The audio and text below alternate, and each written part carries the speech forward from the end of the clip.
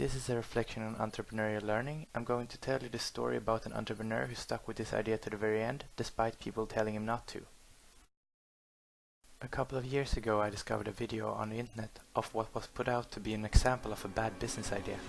The entrepreneur's name is Mark Griffin, and he was pitching the idea of a sport that he had invented called bullet ball. Mark had come up with the idea together with his wife 26 years ago, and they both thought it to be fun and engaging and hoped that it one day would become an Olympic sport.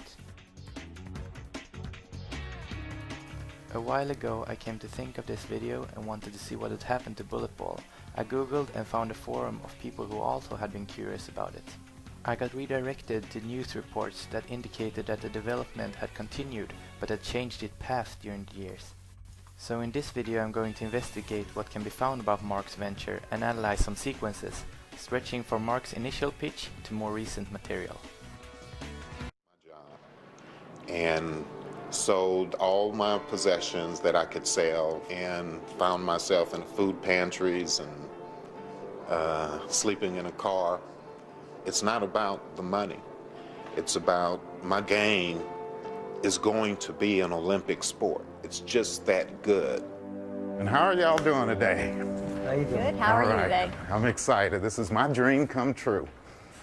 My name is Mark Griffin, and I'm the inventor of Bullet Ball and Bullet Ball Extreme. Bullet Ball is a high-caliber table game designed for the 21st century lifestyle. How much have you invested in this? I had this vision 26 years ago. In his article, Demo presents a conceptual model of how nascent entrepreneurs emerge.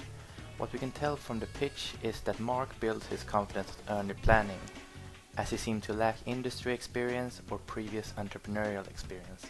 Looking at the second stage, which is the opportunity confidence, we see that Mark clearly ignores the feasibility of the project for some reason, as he states that it isn't about the money, even though he had put everything that he had into the project. The strong belief that Mark has in himself and the vision can be related to startup efficacy, as he truly believes that he can make his dream come true. When looking objectively at the model and Mark's idea and experiences, many would say that this venture would probably never merge. So looking at the 26 years of early planning and self-belief is clearly the only things that we can see as reasons for Mark to pursue his idea when looking at the model. Game inventor. I've invented games. I've sold games. I mean, I'm seriously looking at the gameplay here. I'm sorry, I have to say no. I don't understand. All my life, I felt like I needed to do something, take the risk, and do something for myself. This idea is mine. This is my dream come true. It will happen. It was destined to be. And we're going to make it happen one way or the other, and that I guarantee, yes. My personal thing from me to you is you can lose everything, but whatever you do, please don't lose your mind, because you're not going to make it with this. Oh, absolutely. I totally disagree. It's not going to happen. It will happen. It won't happen. I'm telling you, it will happen.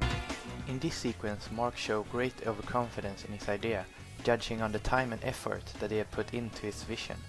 The jury that he pitched in front of consisted of different knowledgeable people, and they told him to abandon it, but even so he rejected their input. Furthermore, overconfidence is more common among entrepreneurs as it enables them to proceed with an idea before all steps in that specific venture are fully known, even though, according to the article by Fischhoff et al., overconfidence exists when decision makers are overly optimistic in their initial assessment of a situation. Even though Mark didn't get the investment, it is clear that he is going to continue with his project despite being told that it's a bad idea. This might be explained by overcommitting resources and unwillingness to accept sunk costs, which is a trap for entrepreneurs who don't use a fail-fast approach.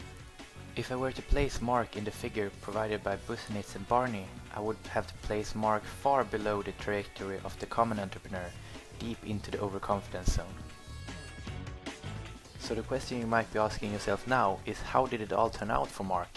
Having a family member that suffered from being disabled, combined with the attention caught by therapeutics from initial pitch, made the project pivot towards being used in hospitals for rehabilitation of patients.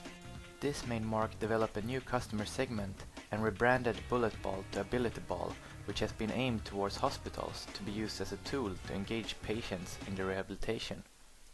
Despite the pivot, people involved still have the dream of it becoming an Olympic sport one day. 16-year-old Dylan Adair is an outpatient at Rankin Jordan, and he's the man to beat. It's a good social game to play, good interaction.